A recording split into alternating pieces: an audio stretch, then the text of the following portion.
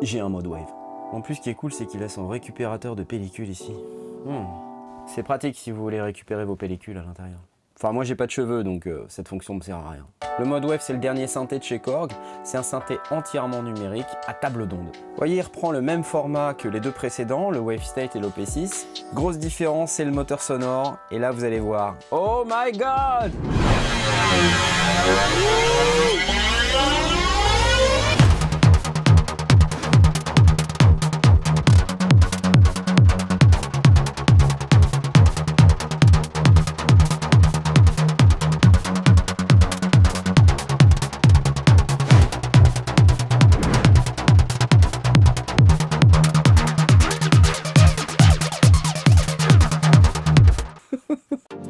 Et voici le Korg Mode Wave.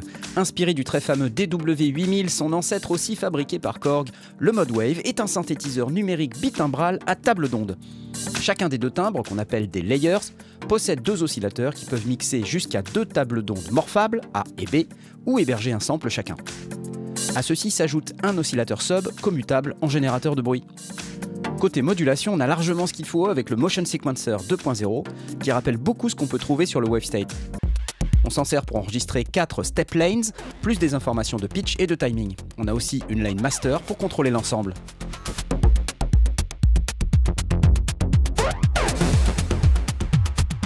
Il y a 4 enveloppes, 5 LFO et 2 mode processors, le tout par voix, mais aussi un arpégiateur et 3 effets par layer.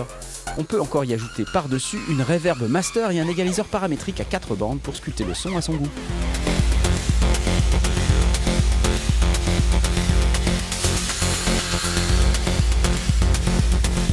Le petit twist qui fait plaisir, c'est ce pad Chaos Physics, grâce auquel on peut faire évoluer le son en utilisant des propriétés du monde physique pour modifier les paramètres en temps réel. La polyphonie est de 32 voix stéréo au maximum, autant vous dire que c'est assez confortable pour un jeu polyphonique.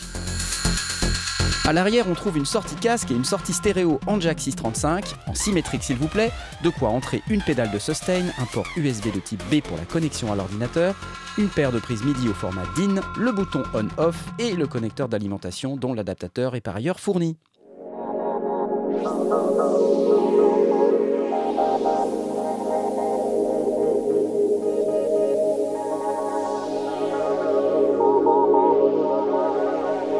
Le clavier répond à la vélocité mais pas à l'aftertouch. Cela dit, le moteur sonore est capable de le gérer, y compris l'aftertouch polyphonique. En clair, vous pouvez dégainer vos meilleurs contrôleurs MIDI si besoin. Il y a aussi un pack logiciel bien fourni et je vous renvoie sur le site de Korg pour plus de détails sur ce sujet, sinon cette description va durer 8 heures et je vois bien que vous perdez un peu patience là-bas au fond, ouais. Alors pour jouer des sons, on se met en mode Perform ici, puis on peut tourner la molette Value et on va directement pouvoir aller choisir ces sons, par exemple ce son.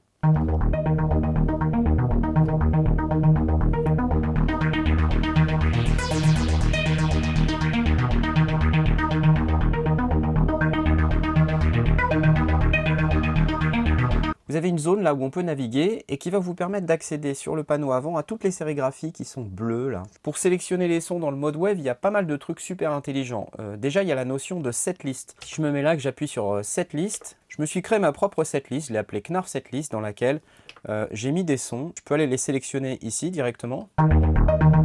J'ai un autre son que j'ai fait là aussi. Et vous voyez, ça s'arrête pas. Un autre son.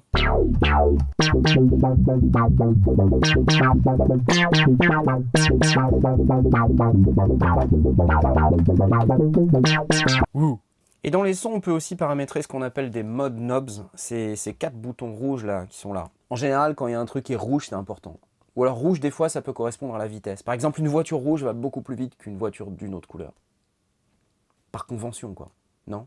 Ok. Ici, j'ai mis un petit paramètre que j'ai appelé byte. Prononcez-le à l'anglaise, s'il vous plaît. Voilà. Detune. Thin.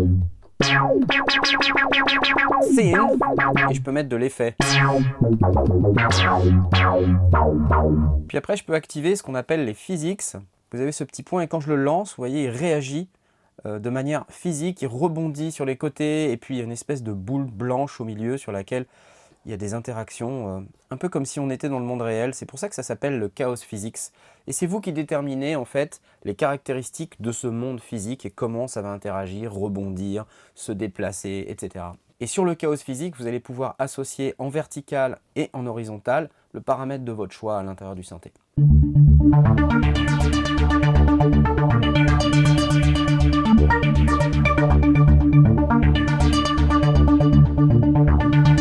Alors quand on va bouger la molette qui est là, qui s'appelle Value, on a toutes ces diodes qui s'allument. Et ces diodes, elles vont nous permettre de sélectionner très facilement et très rapidement le son de notre choix. Par exemple, si j'appuie sur Basse, ici, je vais sélectionner dans la liste tous les sons de basse. Et là, je peux aller choisir mon son.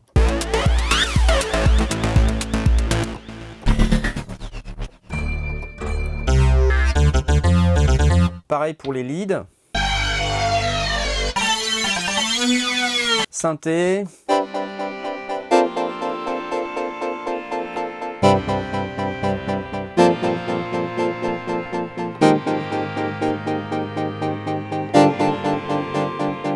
Super. Cassini.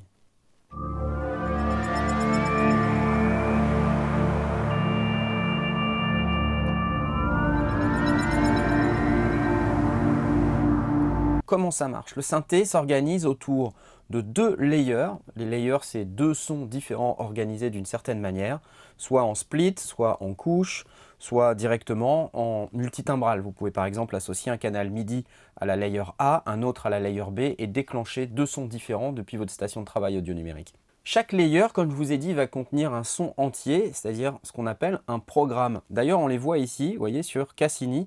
Il y a un programme qui s'appelle Lost Satellite et l'autre qui s'appelle Cassini Cloud. En fait, quand je vais à la page suivante, sur ma page performance, je peux les voir, ces 2 programmes, et je peux les mixer si j'ai envie, vous voyez. Et puis si je bouge mon value ici, je vais pouvoir aller choisir des programmes et puis construire comme ça ma performance à base de 2 programmes A et B. Et je peux encore choisir, là, avec les boutons qui sont en bas, le type de programme que je veux choisir. Par exemple, si je veux avoir un synthé sur le programme A, j'appuie sur Synth, je peux aller choisir mon programme A, je fais Entrée, et ensuite avec les flèches, je vais me déplacer là, et puis je vais aller faire Enter, puis je peux choisir une basse dans mon programme B. Je prends n'importe quoi, c'est juste pour l'exemple, je fais Enter, et voilà.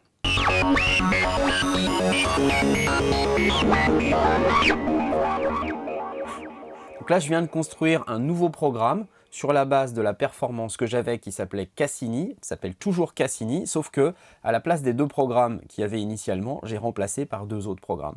Et à l'intérieur de ma performance, je vais avoir un effet master, reverb et égaliseur que je peux paramétrer ici sur ce bouton.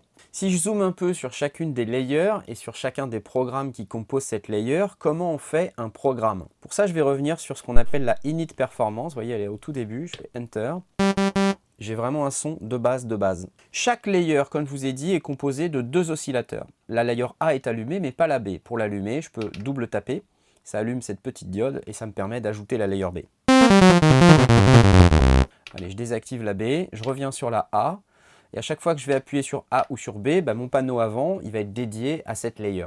À l'intérieur de chaque layer, je vais avoir 2 oscillateurs. À l'intérieur de l'oscillateur, je vais charger une table qui va contenir un certain nombre d'ondes.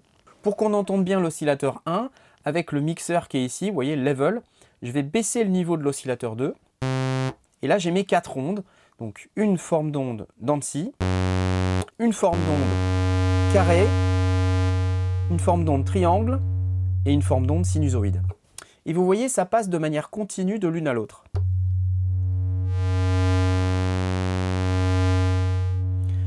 Et ça passe de manière continue parce qu'il y a un crossfade qui s'effectue entre les différentes ondes. Vous voyez ici, il y a le paramètre crossfade width, largeur du crossfade. Il est à 100. Si je le mets à 0, vous allez entendre les 4 ondes très distinctement.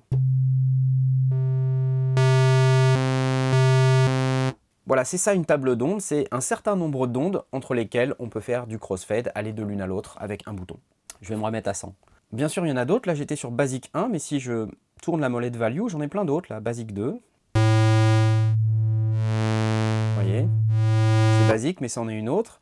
Je peux aller ensuite sur Blanquette.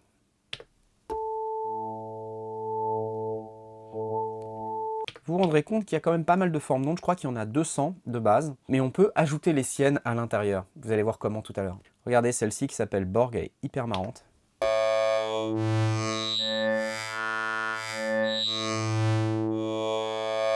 Sympa, non? Alors le truc intéressant avec un synthé à table d'onde, c'est de pouvoir justement moduler cette position là, avec le bouton position que je tourne depuis tout à l'heure. Alors Korg a bien fait les choses puisque vous avez ici des enveloppes, il y en a 4, une enveloppe de filtre, amplification OSC1, OSC2, et les enveloppes OSC1 et OSC2 sont par défaut associées au bouton position. Donc là, si je prends par exemple l'enveloppe OSC1, et ici vous voyez OSC Env Intensity, je vais prendre Shift, je vais mettre de l'intensité, voilà, je vais la mettre à fond, et là ça va automatiquement appliquer cette enveloppe à la position de ma forme d'onde dans OSC1. Sympa? Et là, je peux paramétrer mon enveloppe comme ça. C'est moi qui détermine la vitesse de passage aux différents étages. Vous voyez, attaque, decay, sustain, release. Bref, vous avez compris.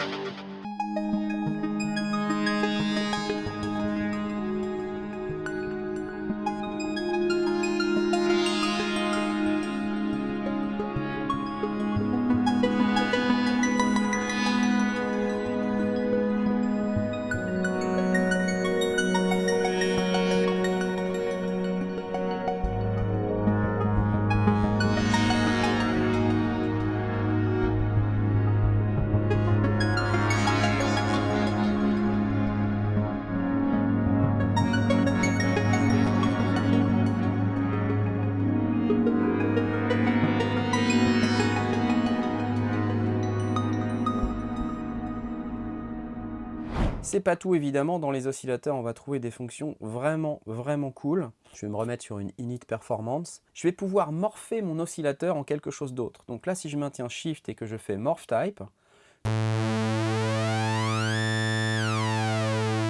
Mirror, position. Ok, et là je suis revenu sur Basic 1, mais si je reviens sur la page précédente, je fais Wave Select et que je prends une autre forme d'onde, comme par exemple ma Borg de tout à l'heure, et que j'utilise le Morph en Mirror.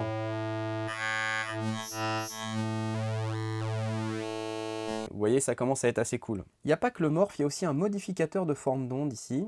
Et vous voyez, quand on va dessus, on peut aller choisir encore d'autres paramètres. Et ça va agir sur les harmoniques de la table d'onde. Et en fonction du preset que vous allez choisir ici, ça peut aller d'une modification subtile à une modification assez drastique de votre forme d'onde. Ici, par exemple, ce réglage Odd ou Even Only, ça va prendre toutes les harmoniques paires et les autres, ça va juste les enlever. Donc ça va donner un son un tout petit peu différent à votre forme d'onde. Je peux faire en sorte de ne pas jouer toutes les 3 harmoniques. Vintage 8, ça va simuler un passage en 8 bits. Écoutez ça. Avec de l'aliasing. Et ça va vous permettre d'ajouter de la texture à vos formes d'onde, des choses avec lesquelles vous allez pouvoir travailler pour vraiment créer des sons qui sont riches. La cerise sur le gâteau, c'est qu'on peut avoir non pas une table d'onde par oscillateur, mais 2 tables d'onde. Une table d'onde A et une table d'onde B. Si je me mets en AB ici, je peux aller choisir 2 tables d'onde différentes. Par exemple, je vais reprendre ma Borg. Je vais passer entre Basic 1 et Borg avec le bouton Blend qui est là. Voilà. Puis évidemment, avec le bouton Position, ça marche toujours, hein. Je peux avoir un mélange des deux si je suis au milieu. Et puis, il y a un petit réglage d'offset pour pouvoir faire en sorte que la position elle soit légèrement décalée en fonction de la forme d'onde que vous jouez. Donc, ça permet d'avoir des sonorités qui sont très intéressantes. La dernière cerise sur le gâteau, c'est que vous pouvez aussi avoir un sample dans votre oscillateur. pareil, là, vous pouvez aller choisir ici, par exemple, percussion, Chinese gong, winds, des flûtes. Si vous voulez jouer du saxophone. Accordéon. Vous êtes sérieux? Bref, donc c'est des formes d'ondes de base avec lesquelles vous allez pouvoir construire des sons, les mettre dans un des deux oscillateurs. Et rappelez-vous, on a 2 layers, ça veut dire qu'on peut avoir des sons qui sont très complexes si on les joue vraiment en couches comme ça. Ça veut dire qu'on peut avoir 8 formes d'ondes en même temps, ou alors 4 formes d'ondes et 2 samples, ou alors 2 formes d'ondes et 3 samples. Enfin bref, vous imaginez un peu le truc, c'est quand même assez complexe. Et le tout avec les réglages morph, blend, etc., les modificateurs d'harmonique. Donc on a quelque chose ici rien qu'au niveau des oscillateurs qui est vraiment très très riche. Ensuite on a des filtres, vous allez retrouver les mêmes que ceux qu'on a sur le WaveState et sur l'OP6, donc la modélisation du Poly6 par exemple, avec de la résonance. Ok, le MS20. Oh. Un multifilter grâce auquel vous allez pouvoir avoir 2 filtres en un seul. Donc ça permet d'avoir une bande de fréquences qui se déplace comme ça. Vous avez pas mal de presets ici qui vous permettent d'avoir des configurations de filtres qui peuvent être intéressantes pour vous, avec une combinaison de low pass, de high pass, de band pass, de band reject. À chaque fois vous avez 2 lettres, hein, le LP pour low pass, BP pour band pass, BR pour band reject. Vous avez parfois même low pass plus de band pass qui va dans low pass moins high pass. Et ça fait un son assez particulier, qui est plutôt très intéressant. Ok. Et vous pouvez gérer ce qui rentre dans le filtre, ce qui en sort. Vous avez un réglage de basse pour vous permettre d'avoir une basse de type full comme sur un Moog ou une basse de type tight comme sur un Prophet. La doc parle de synthétiseur américain polyphonique à 5 voix bien connu. Et vous avez ce crossfade là. Ouais, c'est pas mal. Ok, c'est cool. Et bien sûr, ça, vous pouvez le moduler, hein. Vous avez une enveloppe de filtre qui est directement disponible et on peut paramétrer son intensité directement ici. Par exemple, si je fais ça, directement mon enveloppe de filtre de manière très simple. Le bouton vélocité qui est là, j'aime bien, il permet d'ajouter la notion de vélocité à la force de l'enveloppe. Vous voyez ? Ça permet d'avoir de l'expressivité sur votre enveloppe de filtre et ça c'est vraiment bien, quoi. Vous avez un autre preset qui s'appelle More et dans More vous avez encore d'autres presets. Par exemple ici vous avez 2 pôles low pass, donc filtre à 12 dB par octave pour simuler d'autres types de filtres, high pass. Ensuite 4 pôles, donc 24 dB par octave. Ok, donc pas mal de possibilités au niveau des filtres, ça c'est bien. Dans cette zone-là, amp, vous pouvez régler pour le layer considéré le niveau, la vélocité, la réaction par rapport à la vélocité, le key track, le panoramique. Random pan aussi, c'est assez sympa parce que ça fait des réglages simples mais qui apportent vraiment beaucoup en fait. C'est ça qui est cool.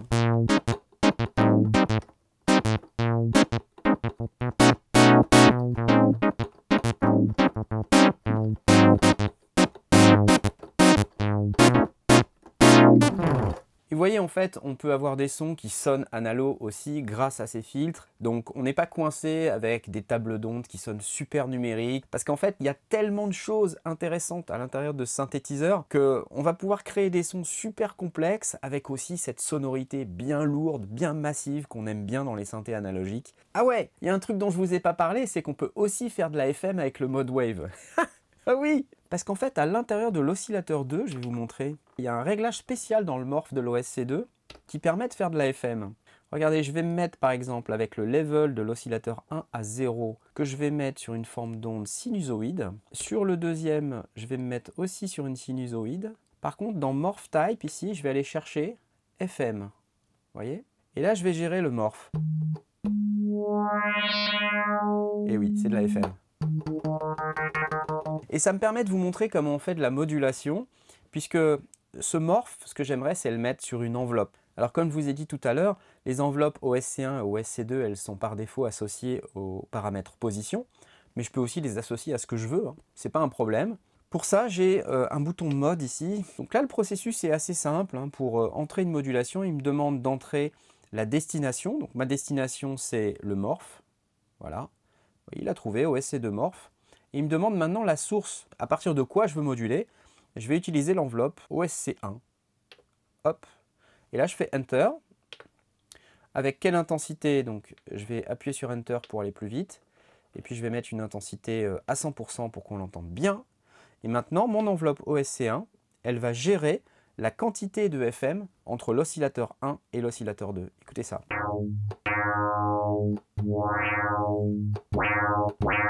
Hyper facile. Évidemment, je peux ensuite aller gérer le tuning de l'oscillateur 1 pour pouvoir gérer la quantité de FM, le ratio en quelque sorte.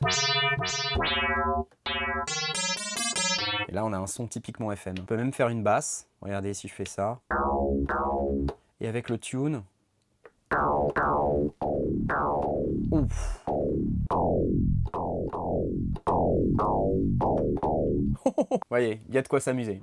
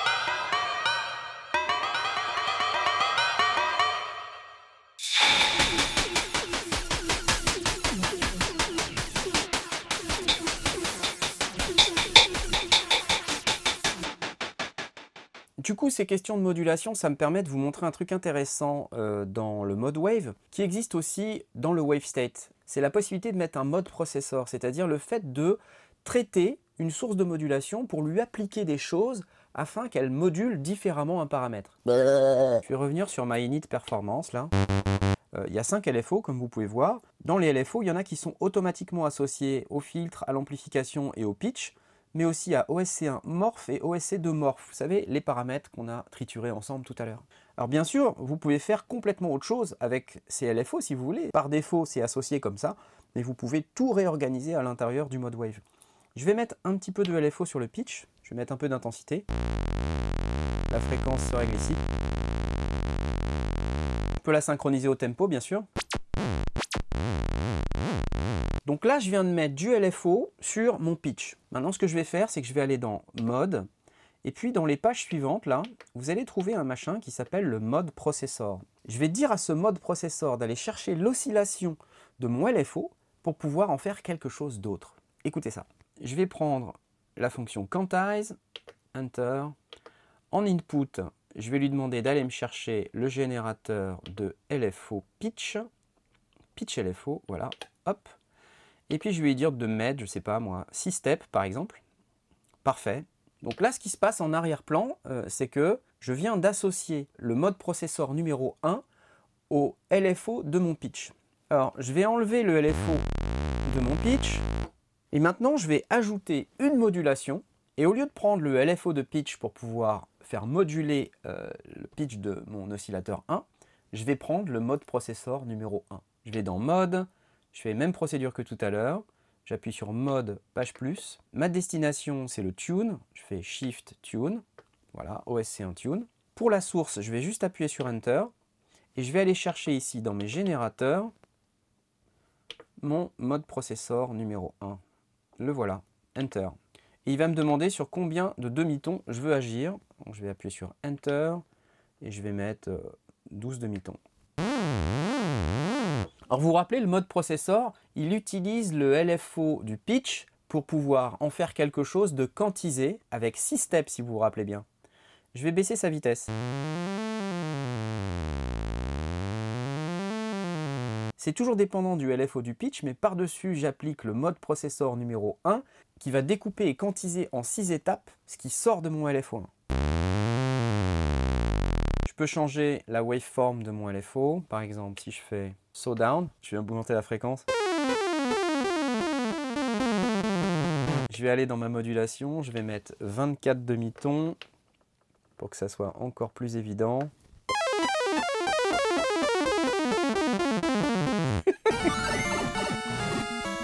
Juste ce petit exemple pour vous montrer ce qu'on peut faire avec les sources de modulation à l'intérieur du mode Wave, c'est quand même assez fou.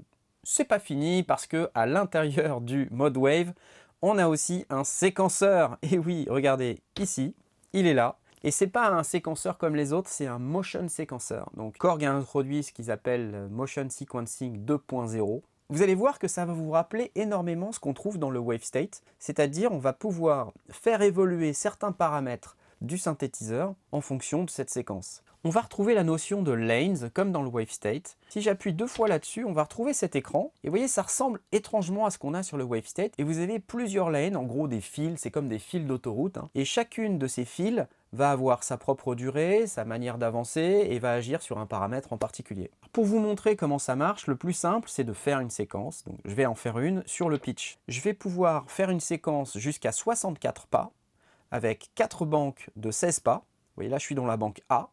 Mais je peux aller, si je veux, dans la banque B, dans la banque C ou dans la banque D. Après, je peux aller choisir un des pas, là, A1, A2, A3, A10, A14. Et chacun de ces pas, je peux lui donner un pitch différent parce que je suis sur la lane qui s'appelle pitch. Je vais par exemple dire que le A3, je vais lui donner un pitch qui va être 12 demi-tons au-dessus. Le A7, il va être 5 demi-tons en dessous. Le A10, 7. Le A14, 12. Et le A16, 12 aussi. C'est parti, ça va donner quoi ça?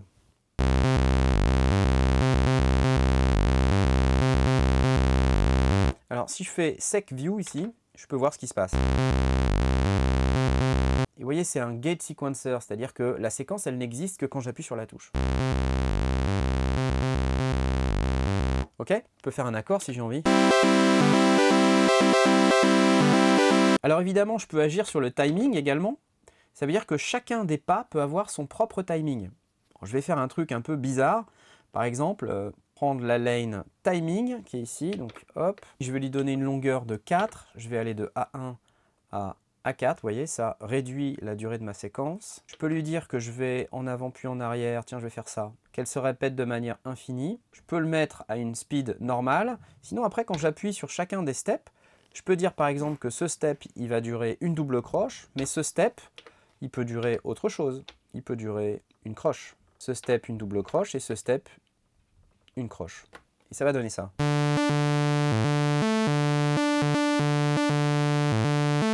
Vous voyez que cette séquence, elle peut être extrêmement complexe parce qu'elle peut avoir une durée différente en fonction de la lane sur laquelle vous êtes. Elle peut avoir des caractéristiques spécifiques si vous êtes sur le pitch.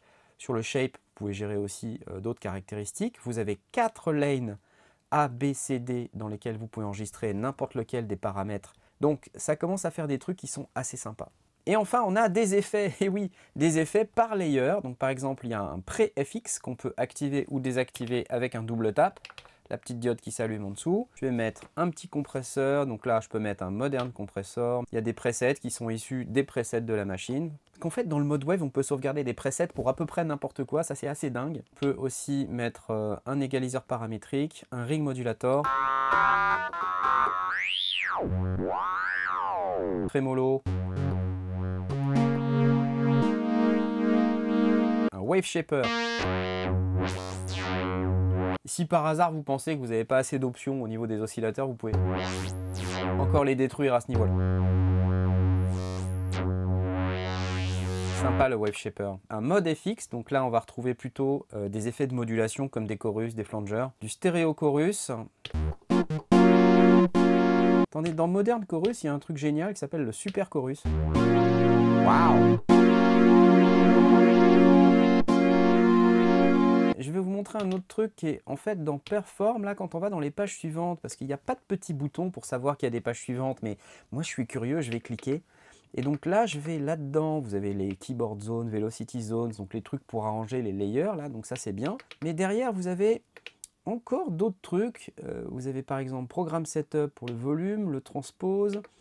Et un truc marrant, c'est que vous avez la possibilité de passer les sons en mono ou en poly. Donc là, par exemple, en mono.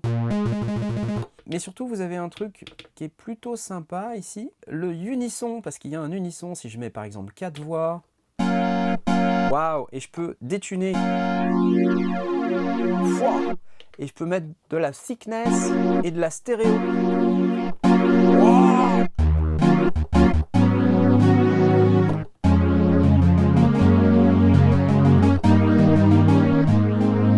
j'aime. Vous voyez, avec des choses assez simples, on arrive à faire des gros sons tout de suite. Et si je rajoute par exemple du mode FX là-dessus,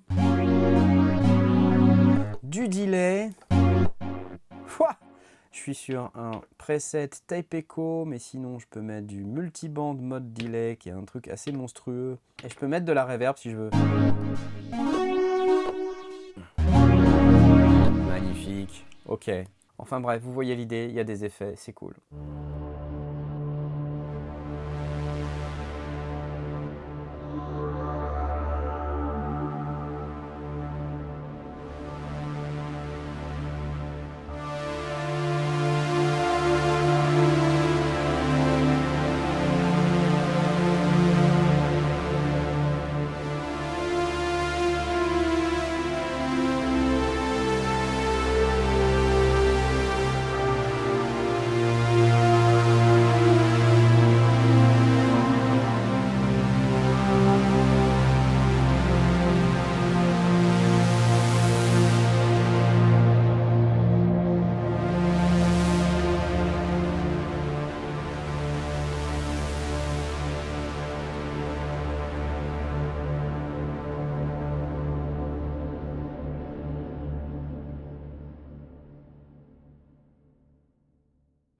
Comment on fait pour associer les modes knobs qui sont là? Dans l'espace modulation ici, mettons par exemple que je veuille associer, je sais pas, le morph au mode knob numéro 1, d'accord, avec une certaine quantité de modulation. Je fais Enter, j'en rajoute un deuxième. Je vais ajouter aussi le morph 2 au mode knob 1. Donc vous voyez, je peux associer deux paramètres à la même source de modulation. Je fais Enter, pareil avec une certaine quantité de modulation.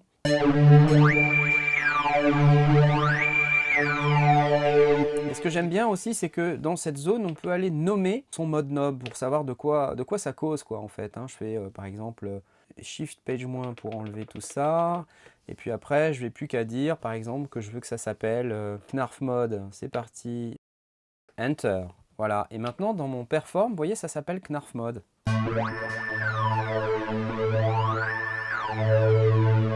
Et franchement, ça a été assez vite, quoi. Ensuite, je peux paramétrer mon Chaos Physics de la même manière, de manière hyper simple, c'est de la modulation. Donc là, mettons que je veuille que la position soit sur X et sur Y pour mes deux oscillateurs.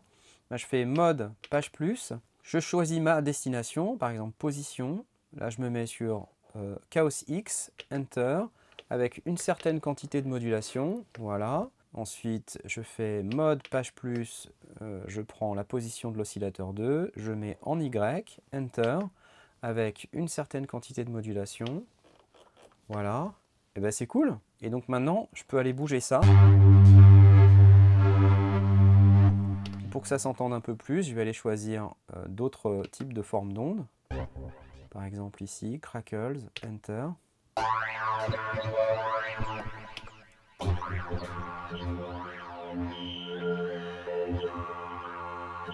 Et grâce au Chaos Physics, vous voyez,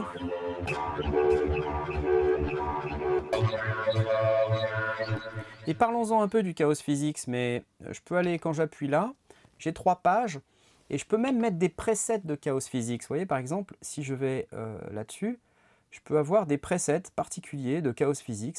Par exemple ici, Auto Launch. J'ai au milieu ce qu'on appelle un bump, c'est-à-dire soit une zone où c'est creux, ou une zone où ça fait une petite colline. Chaos Physics, super.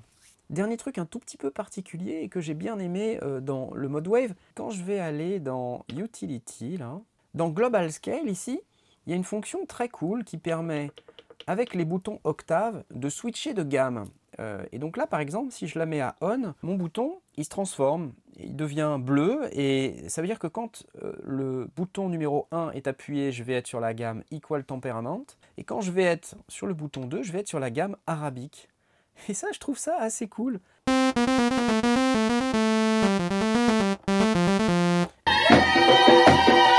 Et après, repasser en une gamme classique, comme ça.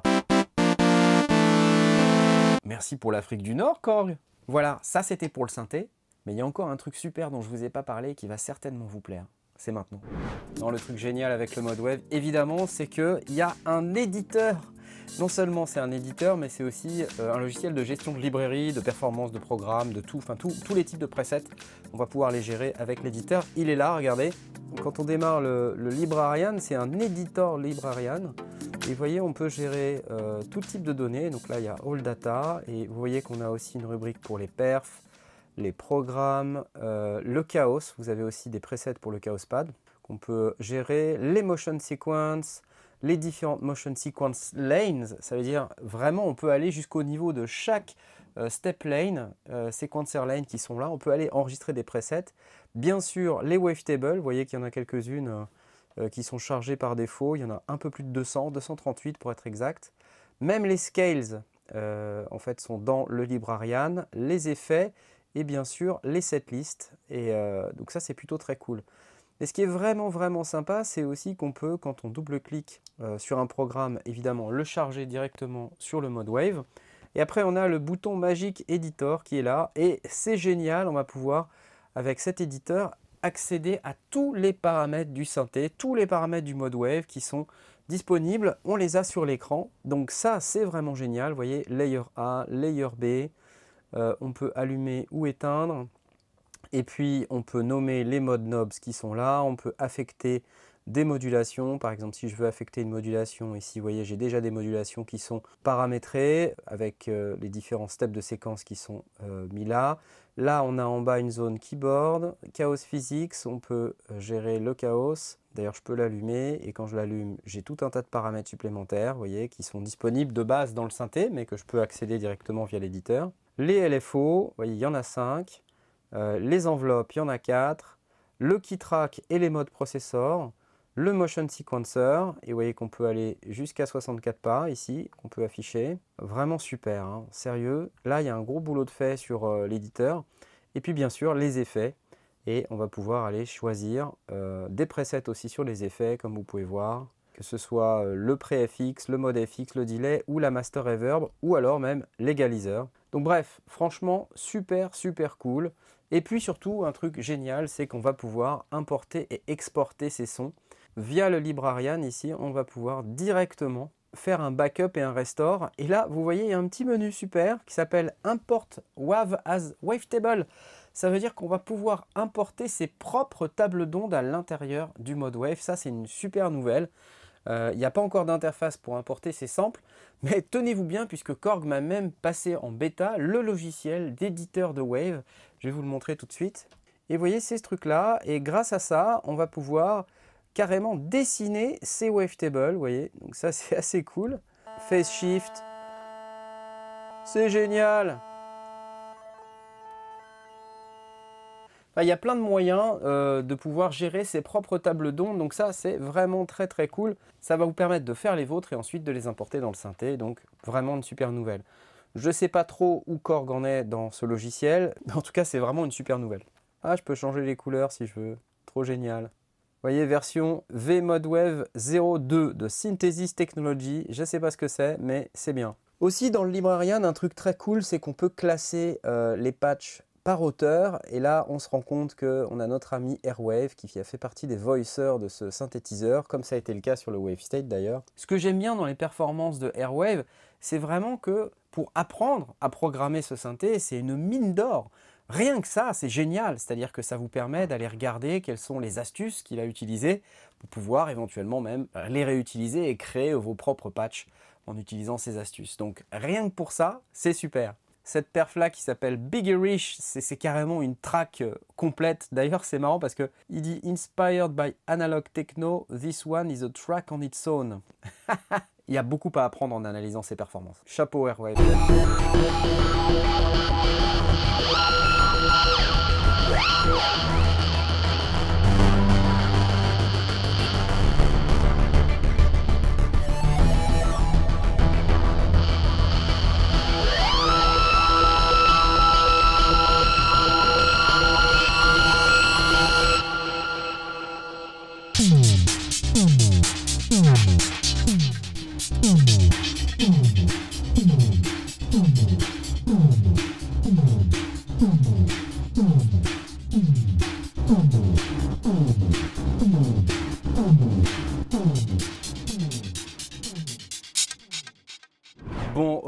Alors là, je vais pas passer par 4 chemins, mais le Modwave, c'est vraiment un super synthé. Il m'a vraiment beaucoup plu. C'est mon préféré des trois, vous savez, de la série Wave State, OP6 et maintenant Modwave. C'est vraiment super. J'ai passé un très bon moment avec ce synthé. Je trouve que l'implémentation des tables d'ondes, c'est très bien fait. Il y a le bon nombre de contrôles en façade. Le Chaos Physics, c'est vraiment un instrument génial. Les mode knobs, c'est pratique, il n'y a pas trop de boutons, c'est pas non plus trop compliqué à programmer. Et puis, le fait qu'il y ait un éditeur, ça c'est vraiment super quoi. Dans les oscillateurs, j'aime beaucoup le fait qu'il y ait cette fonction morph là, qui ajoute vraiment quelque chose et qui permet de triturer ces tables d'ondes et ces ondes pour que ça sonne complètement différent de ce que c'était à l'origine. Et puis vous voyez, quand on a les deux layers A et B et puis qu'on empile, ça fait des sons qui peuvent être très riches, très complexes. Et ce que j'aime, c'est qu'on peut aussi avoir des sons qui sonnent vraiment gras, vraiment analogiques. On a les filtres du Polysys, du MS-20, c'est vraiment top, ça sonne très bien. Et en plus, on a des beaux effets à l'intérieur. Moi, je pense sincèrement que Korg va faire un carton avec ce synthé. Franchement, je sais pas vraiment quoi dire de mal à propos de ce synthé, si ce n'est que il est petit, du coup, on a besoin d'avoir un clavier un peu plus grand si on veut vraiment s'exprimer. Rien ne vous empêche de l'utiliser comme un module et puis d'utiliser un clavier maître 88 notes par exemple pour vraiment exploiter tout le clavier si vraiment vous avez besoin de ça. J'aurais bien aimé que les LFO montent un peu plus haut jusque dans le domaine de l'audio. Ça aurait permis de faire des effets encore plus intéressants à base de LFO. Malheureusement, il s'arrête je crois à 32 Hz. 32 Hz, c'est pas beaucoup. Au fait, je pense que c'est un mixte entre ce qu'était le Wave State et ce qu'est l'OP6 en termes de facilité d'utilisation. On va retrouver un peu ce qu'on a dans le Wave State à l'intérieur du Modwave. En termes d'interface utilisateur, c'est très similaire. Pour autant, j'ai quand même l'impression que c'est plus facile à programmer que le Wave State. Quelque part, c'est un bon compromis entre les deux, donc voilà. C'est pas tout à fait un Wave State, on peut pas faire de la FM comme avec un OP6, mais on a un synthé à table d'onde qui est vraiment bien, avec beaucoup de sonorités, très riche. C'est un super appareil pour faire des textures. Moi, je fais beaucoup de techno, je me vois bien utiliser ce synthé pour vraiment agrémenter mes prods et puis avoir ces textures très riches en arrière-plan qui viennent complémenter ma basse, mon kick, ma section rythmique. Derrière tout ça, je verrais bien un son du Modwave. Un autre truc que je comprends pas, c'est pourquoi on retrouve pas toujours les mêmes effets dans toute la série. On retrouve pas la shimmer par exemple, c'est un peu dommage quoi. Voilà, j'aurais bien aimé qu'on retrouve les mêmes algorithmes dans toute la série et puis si possible les meilleurs quoi. Je pense que c'est une machine qui est vraiment généraliste avec laquelle on peut faire plein de trucs. Comme premier synthé, c'est franchement pas mal. C'est vrai que c'est un petit peu compliqué pour ce qui est de la programmation par rapport à un synthé à synthèse soustractive basique. Mais du coup, ça ouvre beaucoup de portes si vraiment on veut aller beaucoup plus loin en termes de sound design. Avec un Modwave, on est pas mal. Alors moi, je connaissais pas le DW8000, donc je vais pas pouvoir vous dire si c'est pareil qu'un DW8000. En tout cas, ce qu'on a là dans le Modwave, c'est du sérieux, ça sonne. Le dernier problème que j'ai avec le Modwave, c'est qu'il est juste pas question que je le rende. Mais pas question. Je vais le garder. C'est le mien. Il ne partira jamais. Modwave, tu es à moi? D'une certaine manière, il me rappelle un peu l'Hydrasynth de Ashun Sound Machines. Il y a pas mal de choses qui sont similaires à l'intérieur. Alors c'est vrai qu'on n'a pas tout à fait les mêmes contrôles. Ouais, je me suis senti comme sur l'Hydrasynth, mais juste pour un peu moins cher. Le clavier, il n'a pas l'aftertouch polyphonique, mais rien ne vous empêche d'utiliser un clavier à part pour avoir l'aftertouch polyphonique. Le moteur de synthèse, il sait l'interpréter. Que demande le peuple? Qu'ils viennent le chercher, on verra. J'ai disparu. Aucune idée. Modwave? Jamais entendu parler. Comment? Vous m'avez prêté un Modwave? Je me rappelle pas. Non. Je te l'ai pas rendu, non? C'est du lourd et en même temps, c'est pas très lourd. Bref, si j'ai un conseil à vous donner sur ce synthé, c'est de l'acheter, de vous jeter dessus avant qu'il n'y en ait plus. Parce que sinon, vous allez le regretter. De toute façon, j'ai mis mes pellicules dessus. Dans les récupérateurs de pellicules ici. Là. Il y a mon ADN déjà dessus. Un synthé qui prône le chaos, ça peut que me correspondre. J'adore ton style, Modwave. Puis il a des boutons rouges. C'est les boutons qui vont vite, ou qui sont importants, ou qui vont vite de manière importante. Ça, c'est... Pour l'acheter, c'est bien si vous passez par le lien d'affiliation, parce que ça me permet d'avoir une petite commission. Comme ça, si jamais Korg me demande de payer ce synthé, j'aurais de quoi le payer. Ça serait sympa. S'il vous plaît, cliquez sur mon lien d'affiliation. Soyez cool. Si vous avez aimé la vidéo, mettez un like. On met un like même si on n'a pas aimé le produit, parce que c'est pas moi qui fabrique le produit. Vous mettez un like quand même. Non, j'aime pas les vidéos gratuites. Je préfère payer. Pas content, pas content. Pas content. Faut que je fasse disparaître cette chose. Faut que je trouve une place. Il n'y a pas de place. Je vais l'accrocher au plafond. Ça, je pourrais jouer. Je vais trouver. Allez. Au revoir.